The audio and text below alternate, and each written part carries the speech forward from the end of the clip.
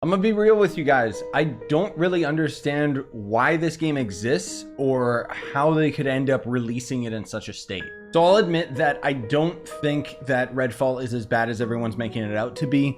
Some people are making bold claims saying it's as bad as Forspoken, but Forspoken was just a garbage video game. Redfall is just barely a video game. Like, the one distinct feeling that I kept getting while I was playing this game is it feels like it's in early access. Like, it's just a couple years away from being complete. You know what I mean? So first of all, the good stuff is that the map looks spectacular. Visually, wow, it just, like, look at this place. It just looks great.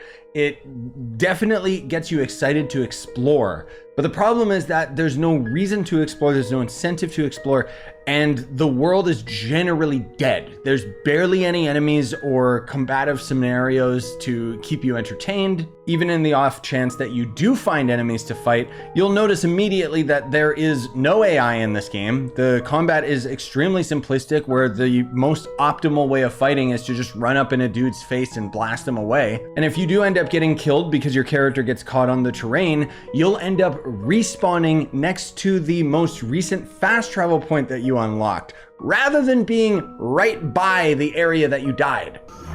Whoa! Okay, that might be enough to uninstall. The reason why I'm pointing this out is because I do not view traveling back to the location that I fought as interesting gameplay that needed to be consciously decided. Yes, let's put that in the game. I'm all for a game being genuinely challenging, except when it's only challenging my patience. And almost all of the quests that you'll end up obtaining are literally just fetch quests, where they want you to go from point A to point B, complete the objective, and move on. The thing is, we actually just had a very similar game release last month, which was Dead Island 2. The only difference is that that game was focused on zombies and this one's focused on vampires. Now, I personally gave Dead Island 2 a 1 out of 5 just because it just felt so aggressively average, and Redfall is going to end up being the same. I'm giving this game a 1 out of 5, most of all just because of its incompetence. Like, it just feels like it's an indie game that should be worth maybe $20 to $30 at the most, but the fact that Bethesda is trying to charge full price for this garbage is just on a whole other level of cruelty.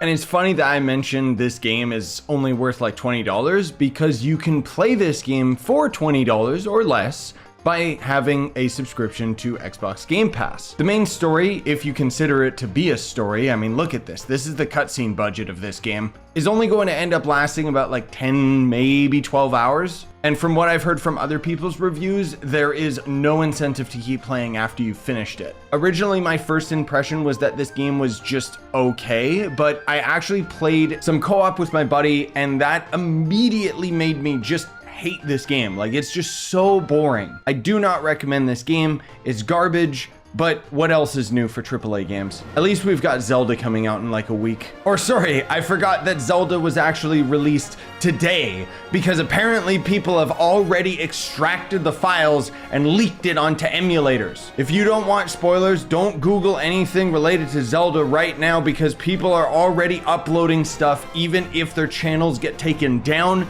they're still doing it. You might be able to tell I'm pretty excited for Zelda. But in the meantime, Redfall. This game sucks.